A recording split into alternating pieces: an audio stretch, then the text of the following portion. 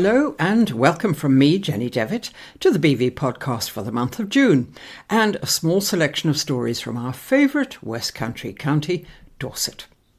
In this episode, I'll be talking to Christine and Jonathan Haynesworth from Adelaide in South Australia, who were over in Dorset and the UK recently to promote their fascinating book about the small group of early 18th century women, led by the Countess of Shaftesbury, who were responsible for rescuing Shakespeare from frivolity and oblivion. And an anonymous parish councillor contributes this month's Dorset Insider Viewpoint.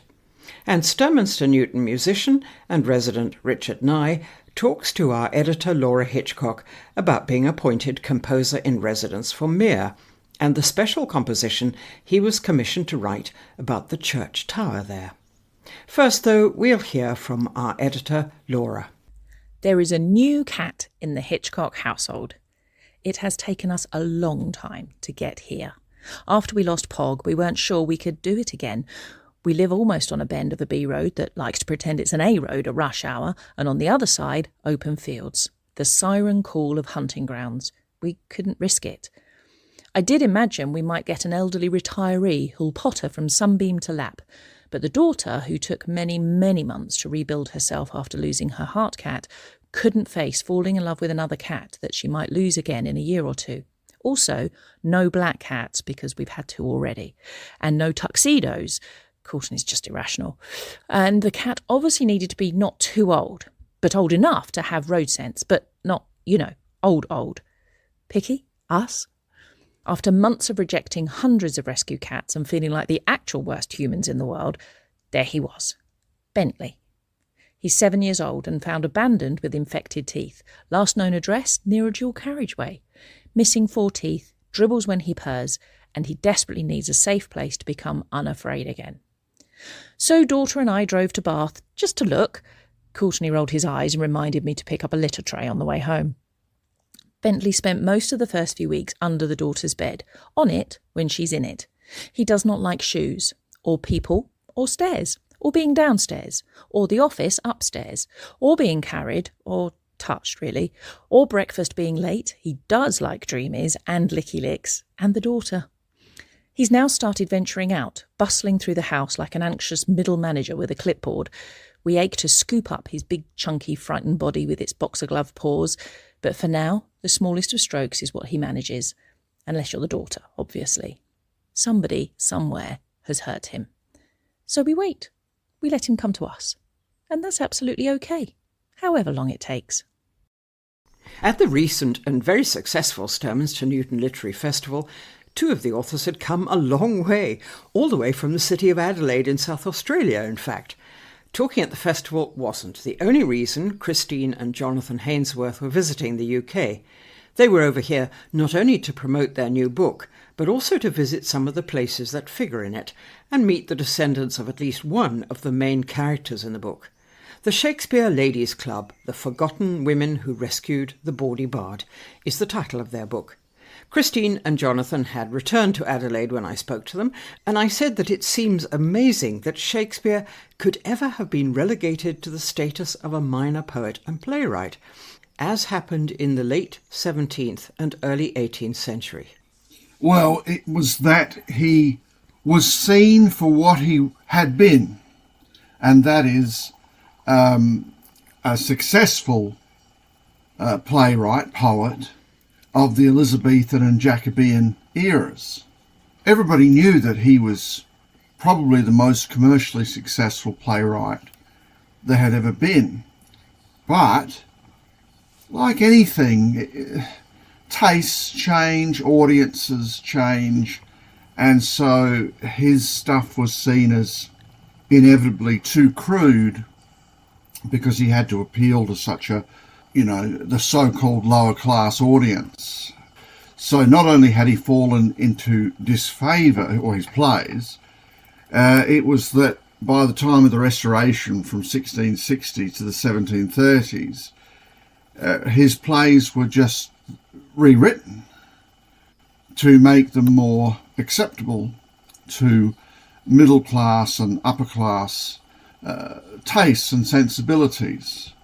Not just the sexually graphic dialogue was removed, but just the whole concept of showing, say, in King Lear, a monarch being insane was just thought to be too much, too offensive. So we'll just make King Lear grumpy and let's have a happy ending for that play. So it was as if Hollywood had a hand in it several centuries before they existed. Very much so. Yes. Yes, or Broadway musicals that soften the blow. It really is. It's extraordinary, isn't it, to think that anybody could even consider censoring his wonderful plays. Yeah, well, I mean, some of them weren't censored, like Hamlet wasn't rewritten. On the other hand, it was reduced to half an hour, and it was the play you saw before the main play, or afterwards. So it was just a trailer for itself. In other words, the greatness of the ladies, the four ladies that we wrote about, is that they said no to all that. They flew in the face of the conventional wisdom and the popular tastes of their time to make Shakespeare come back, but also that it be the Shakespeare originals. It's very interesting, really, isn't it, that it was the small group of the Shakespeare Ladies Club, this small group of upper-class and aristocratic women who decided to bring him back into favour. You'd have thought that in those days, in the early 1700s, it would have been considered completely wrong and immoral and ungenteel for women to be exposed to the language, the bawdy language of his plays. Yes. And there were people who said that at the time. But in context, Susanna, the fourth Countess of Shaftesbury, she came from a family, and she had married into a family that was very much part of the movement that would be called the Age of Enlightenment. And that was an attempt to get back to realism and nature and the sort of tolerance and plurality that had been shown to some extent by the pagan Roman Empire. Hence everything by the end of the century is Roman motifs. I mean, our local South Australian Parliament is as English as you could get in one sense. On the other hand, it's also got Roman pillars, because this was the motif that was favoured by men and women, only a small minority, but by men and women who were educated and often came from some sort of money, who regarded institutionalised Christianity as a repressive movement. Nothing against Jesus, but just the whole thing had led to intolerance and cruelty and sectarianism, and they wanted a return to reality, and in other words, science would triumph and not superstition. Well, Shakespeare was seen as a cultural expression of that, because he's all about showing men and women as they really are. And that Christine was not acceptable to the Puritans who cleaned up or censored or shortened his plays. Correct. And the women, I think, Susanna Ashley Cooper, the fourth Countess of Shaftesbury, she wanted to change things and gathered some women that she knew, and they would read the original plays. And of course, they wanted to go to the theatre and see them. And when they went there, all they would see was basically a pantomime version. And they felt that Shakespeare was being lost. They couldn't see that without intervention by somebody, that his plays would not be completely forgotten within a few decades. So that's when they started lobbying theatre managers to try and put on the originals. They were very successful in doing that. And they also wanted a monument to Shakespeare placed in Poets' Corner, Westminster Abbey, because he'd been dead for over 100 years and there was nothing there. There had been talk of it. Well, there'd even been attempts by other actor managers to raise money for a Shakespeare statue, and they'd always failed. because of lack of interest, lack of money, public indifference. So the lack of interest led to nobody wanting to put up the money to put up the statue. Yes. So how did they? So who went, Christine? Who went to the theatre in those days? I mean, was it a sort of middle and upper class pastime? It was mixed, but it was more middle and upper class.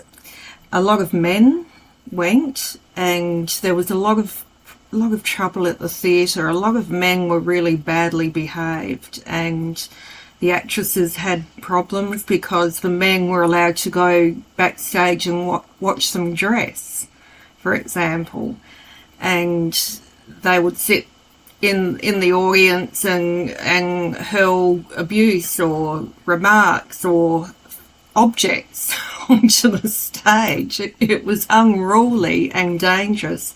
So, of course, a lot of women, like the women who were part of the Shakespeare Ladies Club, they felt quite intimidated to go to the theatre, and a lot of them just wouldn't go.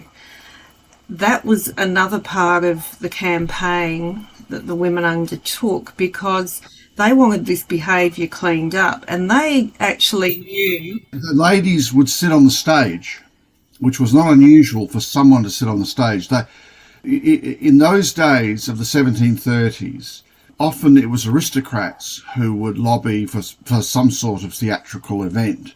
So these Shakespeare plays, some of which were the originals, some of which were hybrids, they would be advertised as at the request of a lady or the ladies, and they would sit on stage with the actors playing around them in order to try and, intimidate the intimidators, to try and get the audience to settle down and listen to the dialogue and enjoy it. And this helped bring women back to the theatre.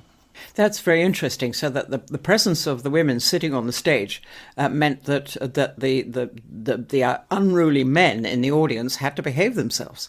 Yes, and one of the sources that Christine found was that in one particular session it didn't work, and there was a massive riot, and there were apologies to the ladies from various quarters, but the people who did this rioting were not working class people, because the audience still had some working class people in it.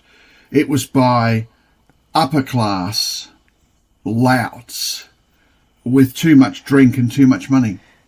Yeah, well, funnily enough, Jonathan, you still get that today. Yes. Yeah, very much so. Yes. Well, moving right along from that, Christine, I gather that Susanna, the Countess of Shaftesbury, who was only 14 when she got married to her 14-year-old love of her life, her husband, that she actually had a family connection to Shakespeare himself. Yes, there was something that was known, that Shakespeare's company did a private performance. The King's Men. Yeah, The King's Men. And it was held in Rutland, and the play performed was Titus Andronicus.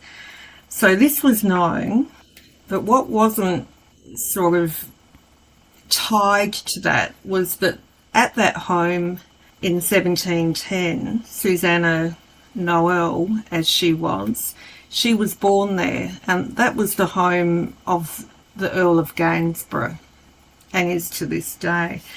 So we believe that she grew up with a culture of knowing about Shakespeare, reading about Shakespeare, and sources that we found support that her brother, who became the Earl of Gainsborough, the whole family was involved in Shakespeare and also Handel.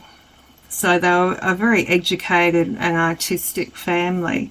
Another source that we found about Susanna was that she was very well educated, and there was a court case about their marriage when they were 14, but the judge conceded that she was equal to the family and the husband that she married in education and quality.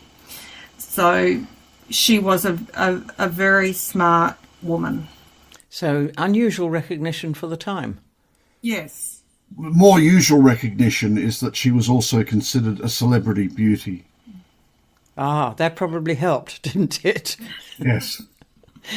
Now, you actually, this was your first visit when you came to the STEM Student Literary Festival just recently. This was your first ever visit to Dorset, was it? It was. We were very happy to go there too. It was somewhere we've always wanted to visit. And thoroughly enjoyed it. And where did you actually go when you came over, and who did you meet? Well, we stayed at Plummer Manor, which was absolutely beautiful. And one thing that we were very fortunate to be able to do was to go and meet the Earl of Shaftesbury and to have a look at the home that Susanna lived in with her husband Anthony, the fourth Earl, and particularly to see in real life the portrait of Susanna, which hangs in St Giles' House. And a copy of that appears on the cover of our book. So we went along and had a look at that, and it was just incredible. And you also went to Stratford-on-Avon. Afterwards, we went to Stratford-on-Avon to the Shakespeare Birthplace Trust, and we did a book signing, a book launch there, so that was good as well. And I think significant that that book could be launched in the birthplace of Shakespeare. I expect Shakespeare's ghost would have been very pleased. Well, one of our sources in the book is just that. It's a newspaper article from about 1738 in which the literary conceit is that Shakespeare's ghost is so happy that the ladies have brought his plays back. Now, I think one of you mentioned Westminster Abbey and Shakespeare's statue a moment ago. One of the interesting results of the work for your book and your drive to get greater recognition for the Shakespeare Ladies Club is that they are now given credit for getting his statue erected in Westminster Abbey. That's right. That's something we're particularly pleased with. When we wrote the book, we realised that they had made an incredible effort to get that statue there, but they were still not recognised. And once we finished the book, we thought that we would approach Westminster Abbey, probably because they didn't have a clue. It was something that happened in 1740, and the records were set down at that time and probably never thought about since. So we got together with Professor Michael Dobson from the Shakespeare Institute, Stratford-on-Avon, and also Genevieve Kirk, who had previously written an academic paper about the Shakespeare Ladies Club, and we asked if they'd join us in putting a document together to send to Westminster Abbey and see whether they would consider changing their historical records. So they had a look at that and they agreed to do it. So we were very pleased, and only last week they put a story out that they were going to change the records and inform people about the importance of the Shakespeare Ladies Club. To be fair to the Abbey, their record showed that a committee of men, including the famous poet Alexander Pope, had been responsible for that statue. So officially, they were just reflecting what the accounts said. But that's because in the 1730s, the ladies were not allowed by law or custom to conduct such business, and they had to set up a front of men they knew to negotiate with the Abbey to have the statue erected in Poets' Corner. And it's just one of those unfortunate historical accidents that when the ladies got forgotten, all that was left was this official record of these men putting up the statue, which at the time was known to be just what it was, a front. But within 100 years, that was lost. And so it's quite understandable why the Abbey wasn't aware, and as soon as they became aware, they were very happy to change it and to recognise the forgotten ladies. And it's on. They've made the change on their website already, which is great. And I gather too that, of course, well, just as the ladies were not given their due credit for that, for the erection of the statue, David, the famous actor David Garrick, got the pretty much most of the credit for reinstating Shakespeare. Yes, and it's a classic example of where that's not untrue, but it's not the whole truth. And to not have the whole truth is to end up with a distorted version of what happened. Now, Garrick, at his Shakespeare Jubilee in 1769, he did thank the ladies, albeit not by name, but he thanked them, saying, "You formed an association which rescued the Bard's plays." And that's great, but that's a very rare example of someone who loved to hog the limelight, from acknowledging two things. One is, it's not just that the ladies formed an association. They were able to get Shakespeare back on the stage and the originals back on the stage. And because the originals were back, minus what had been added, like singing and dancing and special effects and the witches and Macbeth flying around on wires, it meant that this style of acting, non-acting by male thespians, which was really like a poetry reading. They would just stand there and declaim. They weren't attempting to act the parts because that was considered unmanly and ungentlemanly.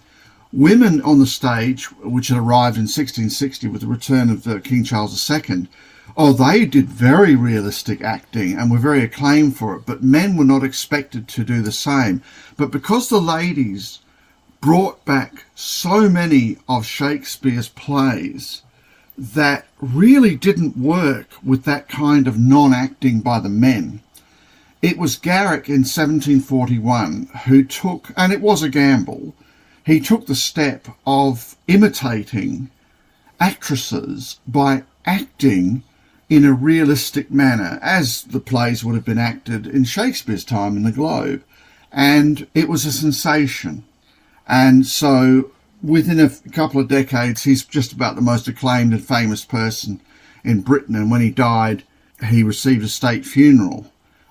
But just as you said, within, the 1800 onwards, he now gets the sole credit for re-establishing and reviving Shakespeare's original plays, when in fact Garrick's career wasn't possible if not for the ladies getting the plays back on stage, so that audiences began to feel rather dissatisfied with this cartoonish male acting, clearing the way for Garrick. So they finally had to act, you mean? Yes. I imagine you must feel very pleased that you yourselves are starting to give the ladies the credit that they are due with your book and the work that you've done. We're very pleased, and we've had very good reaction to the book, and people are really enjoying learning about the women, the 4 women that we know were in the club, and just their life story and their bravery and what they did and their determination.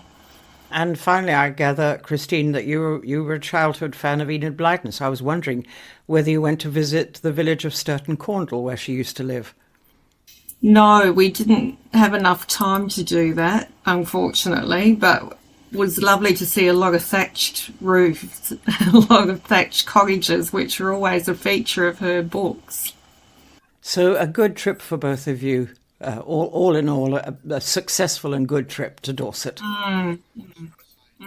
We just want to say that as far as Dorset's concerned, we just felt very welcomed, and that people were so hospitable and supportive, and that we thank again the Sturminster Literary Festival for hosting us. We felt very privileged to go, and we were happy to give that talk, and people just bent over backwards to make us feel at home. And if we make any serious money from this book, we will undoubtedly get a winter cottage in Wimborne something. So, by winter, you mean you'll escape the Yes. Adelaide, South Yes. Australia winter Yes. and come for our summer. Definitely. You wouldn't want to be here for our winter No. at all. No. Well, I hope you get over the jet lag very soon, and thank you so much for Thank you. for talking to us for the podcast. Authors Christine and Jonathan Haynesworth speaking to me from Adelaide, South Australia. And their book is called The Shakespeare Ladies Club, The Forgotten Women Who Rescued the Bawdy Bard, and it's published by Amberley Publishing. A fascinating story with a strong North Dorset element. The Dorset Insider is a no-holds-barred column pulling back the curtain on local affairs with sharp insight, unfiltered honesty, and the occasional raised eyebrow. Written by a seasoned parish councillor who prefers to remain anonymous for obvious reasons, it cuts through the noise to expose the frustrations of grassroots politics and say what others won't. Rest assured, their identity is known and trusted by the editorial team. Expect opinion, candour, and a healthy dose of exasperation. It started with an email from Dorset Council. I read the details while sipping my coffee, and I felt my spelling eye focusing on 2 words that had been misspelt. Irritating at the best of times, but I was saddened to see 2 of our North Dorset towns spelt Shaftesbury, with no E, and Sherborne, with an extra U. And by the council of all people, those who produce our road signs and policies, it's not difficult. If a sat-nav can spell the towns in North Dorset correctly, why can't their own council? Then, while perusing social media, I chanced across a post from Visit Dorset promoting all the events in May. If you weren't already aware of what's happening in the Blackmore Vale when you read it, you would be forgiven for thinking that North Dorset is an events desert and incredibly boring. The only thing mentioned, deservedly so, was Sherborne Country Fair, and at least Visit Dorset got the spelling correct. But where was the 3 Oakfords rally? Where was the cheese racing in Shaftesbury and the Byzance ceremony? It was such a missed opportunity to promote the county in an equitable manner. The towns in the north have lots of rural and independent businesses that would benefit from the kind of trade seen in coastal resorts. Sighing, I moved on, only to read about the new bus routes in Dorset. Touted as connecting the local towns, there is a massive focus on coastal areas and Dorchester. Yes, there is a bus connecting Gillingham and Sturminster Newton, but Blandford appears to be missing entirely. Why haven't we got more ambitious plans connecting the north with the centre? Anyone looking at some of these policy decisions would think that Dorset's most northerly point was Cerne Abbas. We are all accustomed to seeing the Welcome to the Jurassic Coast signs as we enter the county north of Shaftesbury. And for some people, that's the only part of Dorset that matters. However, there is so much more to this county. Some people need to get out more and share the love. Town councils give money to Visit Dorset each year in order to promote their areas and bring in business. But go to the Visit Shaftesbury and Gillingham page of Visit Dorset and find things to do in Shaftesbury and Sturminster Newton. The only thing for visitors to do in Gillingham is a cycle ride.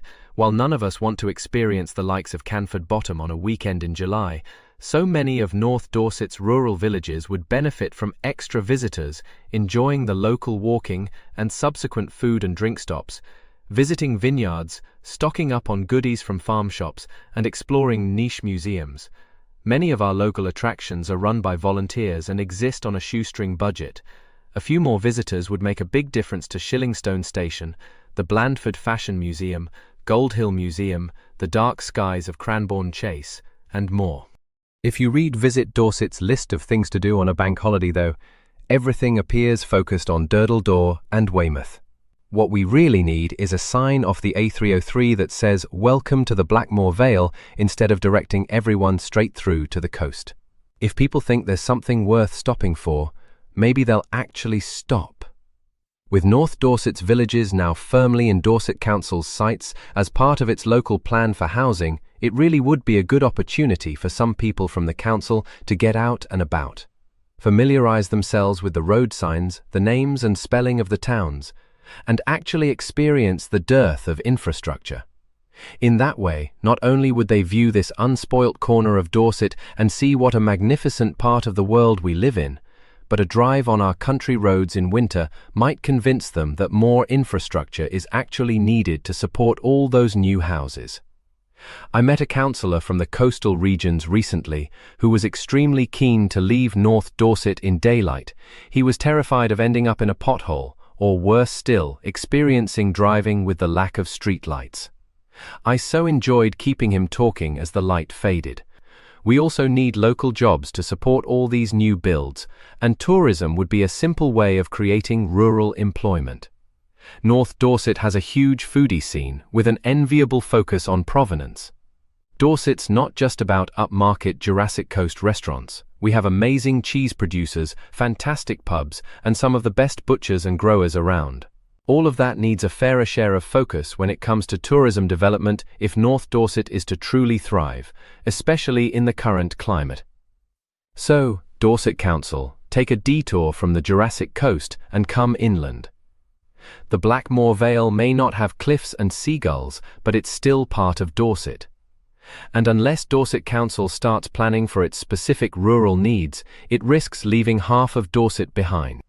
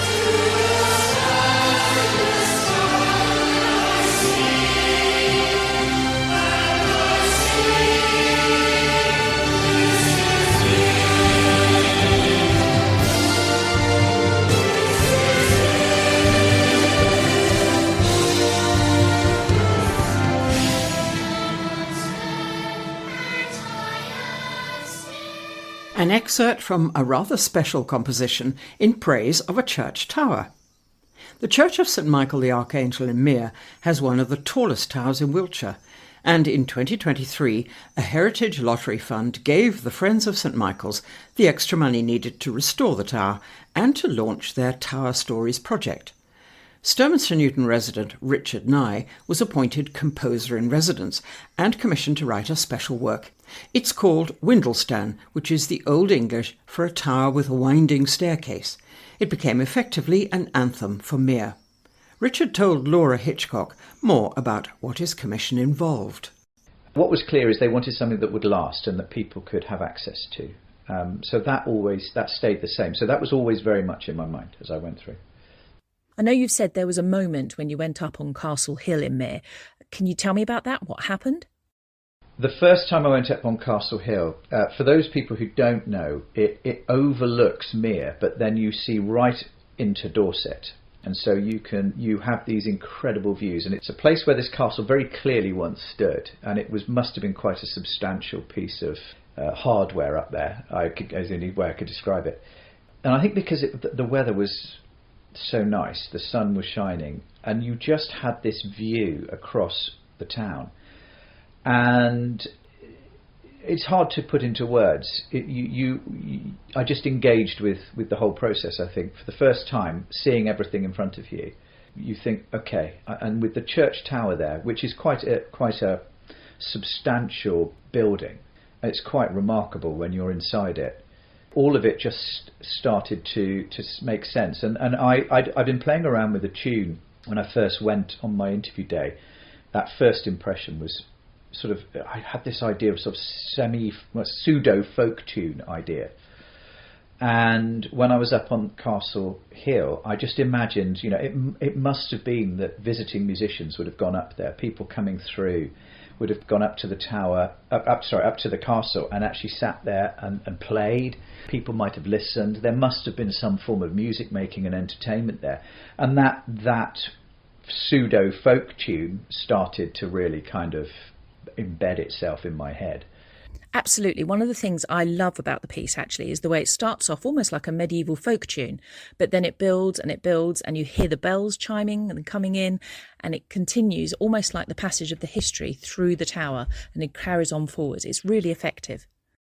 Thank you. Yeah, well, that's kind of what I wanted to tell, that kind of story, the idea of time going forward, and the fact that the church tower itself, I mean, there's bits of masonry, there's bits of stone around Mere that apparently has come from where the castle once stood. So they basically recycled it. And there are people, I think, who can tell which buildings you see a different colour stone, or they use different colour. Is it green? Somebody said something to me about it, and they think that it's possible that the tower or parts of the church actually used parts of what was left of the castle as they redeveloped part of it. And it's that story. I mean, the piece is the tower. It's almost giving the tower an identity, a personality. So the tower and all that's around it, it's seen that town change and that town grow, and people come and go. And there was a lot that I had access to that was great privilege, because I had access to all this stuff. And I could go and look at things. They've got a photo archive in the museum, which I just sat for a morning and just went through hundreds and hundreds of photos of people, dating back to when photographs, almost to the very beginning of when they had access to photography. So you did the field recordings just inside the tower. Did you know the specific sound you were looking for, or were you just wandering around and seeing what came up? What was particularly difficult with that? What was surprising you? Yeah, there was some surprising bits.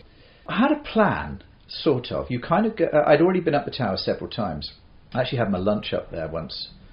The writer and I went up together just so that we could talk about the process and maybe what we were looking for, and just share some thoughts, which was quite helpful. It was Kit, who's the church warden, took me on a tour to look at all the clock systems and how it was all set up and how the bells rang, and so I had an idea about what I could get sounds from, but I didn't want them to be obvious. I didn't want it to be, apart from the church bells, which I recorded, and they had to stop the clock for me to do that, so time stood still in there whilst I did that for a while. But that was great. I absolutely adored that day of doing the recording of the the bells. It was looking for things that aren't expected. So, for example, I recorded the steps of the spiral staircase. They've got wood over them because the stone steps underneath have started to wear away. So you've got these wooden, and they make quite an interesting sound. So I recorded myself at 115 beats per minute going up. Nobody should ever try that, because I nearly fractured my kneecap doing it, and it was really quite dangerous. I went up, not down. But it was just the whole business in that tight space. But I wanted to get a rhythm, because each time you stepped on the steps, the sound was different. So you couldn't just step on one and just keep looping it. I needed the difference. And so I ran, and it worked out that I got all the way to the bell ringing room. So I managed to do that in 150 beats per second, 15 beats per second, which was quite an achievement, I thought, without breaking too much. So that was good, and I listened back to that, and I had to make some slight adjustments because it wasn't quite the tempo I wanted, but that was quite cool. And I was holding on to my handheld recorder for grim death, because I thought if I go forward, it's just going to smash against the wall. So I did that. So that was quite unusual. I did keys indoors, so you can hear the unlocking of the church tower. And the key is quite a substantial piece of ironmongery, and that was cool. I got a great sound from the bell ringing door, not from opening it, from closing it, which I lowered the pitch of that, so it sounds like a drone, and it almost sounds, it's hard to describe its sound, but it's like this drone sound that you might get from a very low bagpipe-like instrument. It's brilliant, and I use that. You hear that at a certain point. I didn't use it too much, but I just wanted to bring it in. And that was the door closing, and it created this amazing sound. And that wasn't expected at all. I was really surprised at that one. I played using a little bit of cardboard, various cogs and things on there. They've got an ancient bell mechanism that goes back to, clock mechanism goes back to sort of the 18th century. And you can turn certain things, so you get sounds from that. So I did that. So I got sounds from the bell room, I got sounds from the clock room, but they were still pretty standard sort of, you think, okay, I could use this in a percussive kind of way. I had a great time recording the bells, because I actually got to play them, because the carillon, you're able, it's got these rods that you can play each individual bell, so I was able to create tunes. And the melody, I wanted to make sure the melody fitted with the bells, so I have actually played the main melody of the piece on the bells. I've actually managed to do that. I got something from each of the rooms, and I wanted to get something from the top of the tower. Now, I'm quite frightened of heights, and I was on my own, and I got to the door of the, and because of the way in which these spiral staircase is done, as you get close to the top, it's a defensive feature, is that it narrows, and it's designed that way to stop marauders coming, and you find yourself in a much tighter position. And I got to the point, I'm also slightly claustrophobic, so there were two things there that weren't going well for me, but I wanted to get a sound from the top of the tower, so I had one from each of the accessible bits. No way was I going to open the door. I couldn't go out there. So I suddenly remembered that there's a little room above the north door of the church. I think it's the north door. Parvis room, it's called. And in there they put the damaged weather vanes that had been either... There was a time when I think there was a lightning strike and it had blown a turret apart. And some had been damaged, and there were three of the old weather vanes just had been preserved and left up in the Parvis room. So I went and played them. And I thought, well, I'll flick them, I can get a sound off them. But they've got these cut-out initials of church wardens and I think possibly the clergy, but I'm not sure. And because they've got cut-out bits in the metal, if you held them, I could run my finger along, and because of that, it made a really quite interesting sound. And slowing that down or speeding that up was quite interesting, but actually I wanted to keep them as they were. So I added just a little bit of echo to it, a little bit of reverb. And at the beginning, you'll hear, and there's a delay one where it goes from one ear to the other. And it's me running my finger across the weather vanes from Mere Church that had been knocked off or blown off by lightning and hit the ground. So without actually getting onto the roof of the... I had been up there. I've been up there once, and it's beautiful up there, but I wouldn't want to go up there again. I actually did manage to get something from each space. Was there a moment during the composition when it just suddenly clicked? Did you think it wasn't going where you wanted, or did it go where you wanted? Was it a plain sailing from the start? No. No. Composing music is not straightforward for me at all. It's more of a compulsion, and it's actually quite a challenge when you get given something like this. You know, I was very aware that I needed to get it right, and I'd said to the committee that, you know, I would be checking in with them fairly regularly to make sure they felt it was what they wanted. I think it was when we decided, or it was decided, that they were going to perform it outside, and therefore we needed to create a backing for it rather than just have a piano or a group of instruments play it. I think that was the point at which I felt I could go to town on it, and it seemed to come together. I imagine for some people that would have been a challenge for an outdoor performance, but you felt that was your opportunity. Yeah. I think it gave us a chance to bring some sounds in a way that you could have done it. You know, I'd have envisaged using the sounds from the tower, using some software, and then being able to play a musical keyboard, and you play the sounds along as you go. And somebody would have to do that, whereas the opportunity of being outside meant that you had to rethink how it was going to be presented, but it then gave me a route in to actually include all those sounds in very clear, constructed way. The singers were going to basically sing along to something rather than an accompaniment keeping together with the singers. You know, it still needs to be conducted, it still needs to be done carefully, but the opportunities started to develop, and actually that has taken it down the right path, because the school are using the backing track, there's a choir in Mere that's using the backing track, people can use it at home and sing along to it, so people will have access to this and will be able to do their own versions of it with what effectively will be the actual accompaniment that will be used. So you've organically melded together the community and the choir voices and the actual sounds from the tower to build the whole piece. Yeah. So you had access to the parish magazines, didn't you? Presumably you didn't read every single parish magazine, but you did have access to letters and things that were written during the First World War. Yeah, the letters were actually in the parish magazines. The vicar at the time, because my dad's a clergyman, when he used to do his parish magazines, the letter would be quite personal and of the moment. It would often bring in things that were current at that time and would share. You get a real flavour of what was happening within the church. And when I was told that the magazines were there, and you just help yourself, and I hadn't realised quite how extensive the collection in Mere is. Quite remarkable. And I wondered if the letter that the vicar would write each month in the parish magazine would be like the ones that my dad used to write. And they were. And actually even more so. And the one from 1910, which is the one I really focused on, and actually I read quite a number from between 1910 and 1911, when the bells were taken out of the tower, recast and then put back. That was the bit I was fascinated by.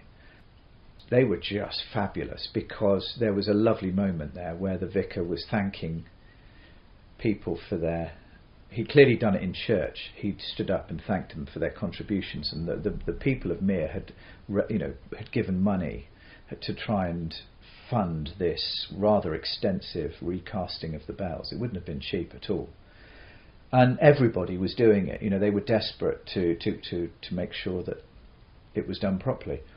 And he'd written in one of them, he said, I can't remember the name of the lady, but he thanked her. He said, I'm very sorry I didn't include Mrs. So-and-so in my thanks to everybody last Sunday, or whenever it was. He said, and I would like just to correct that mistake of mine. And it was a very contrite, very apologetic.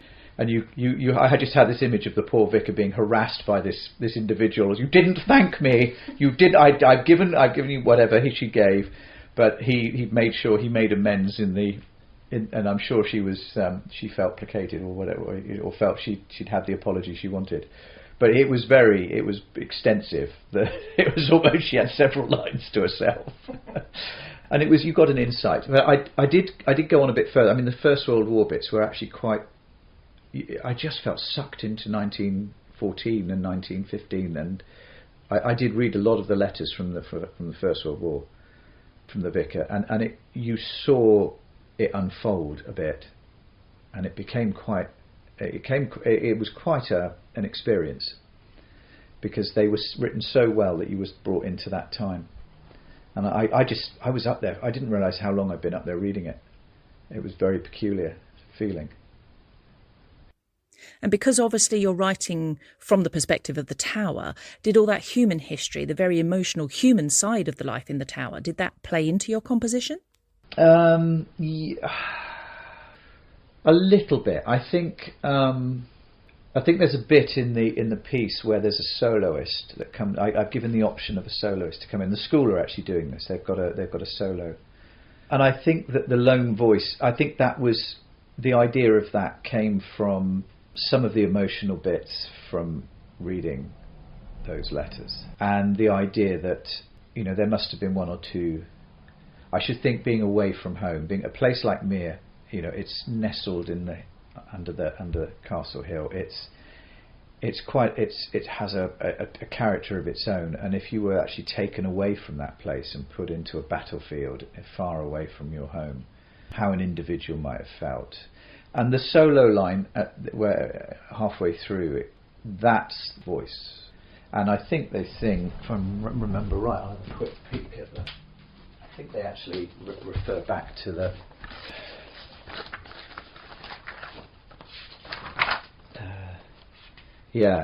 they come back in where it's a memory of the Tower, and because the Tower is such a landmark, I just imagine somebody being on their own and just thinking about home, and they just start singing back the Stones, Stone on Stone, and it's that melody that comes back. And really that bit was a kind of response to that moment. It's hard to, because you're trying to bring in bits that it's trying to be specific. I couldn't really be really specific. The writer could, and she did, and she was, and I think she had that. She was able to weave those specific things into her writing. I had to be a bit more general and a bit more broader in the way I did it. But that moment with the soloist was a nod to that. And how's it been received? People have been lovely. I walked into the school the other day to meet with the head, and we were planning what we were going to do, because they're doing some work. I'm taking some children up there to do some workshops in the Tower, and they can do their own version and share with them some of the bits that I did, and they can come up with ideas of their own. And there was a lady there, and she was working with some children, or she had been working with some children who'd come out to get some extra help, and she was in the corridor, and they have these tables where they give them their extra support. She waved at me as I walked past. I've listened to it, and she was so lovely about it. And she's a long-time resident of Mere, and a teacher, former teacher, and she's now working at the school. And she was absolutely. She said she was lovely, and those are special moments. And what do you hope, if people are unfamiliar with Mere, because we're going to presume that people of Mere are going to love it, what do you hope the people who don't know Mere might take away from the piece of music? I hope that it might get them intrigued and wanting to go. I think that's the thing. If you've never been to Mere, and I, to my shame, I'd only really ever driven through it. Most people do, and I actually did apologise at my interview for not.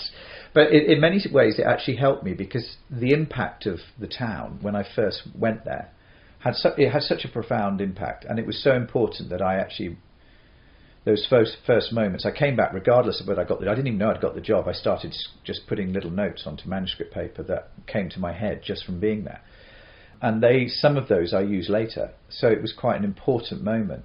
And I would like to hope that if people do hear the piece and listen to the words and listen to the music and sounds, that it's enough for them to think, okay, let's go and spend a morning over there. Let's go and see what it's about, and that it draws them into the church, and they can, that Mere are doing tours of the tower. You can book tours of the tower, and you can see the stuff that I played. You know, you can see the bells. You can see what I've messed around with up there, and you can see the spiral staircase going up that I tried to run up.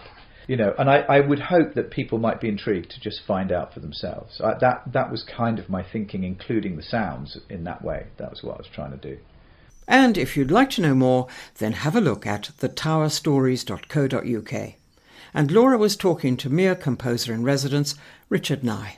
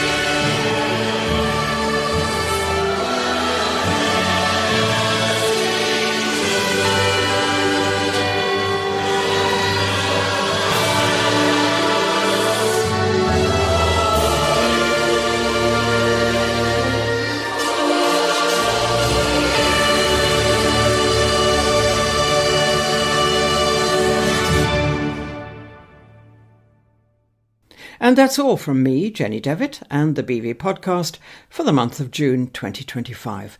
So goodbye until July's edition. Bye-bye.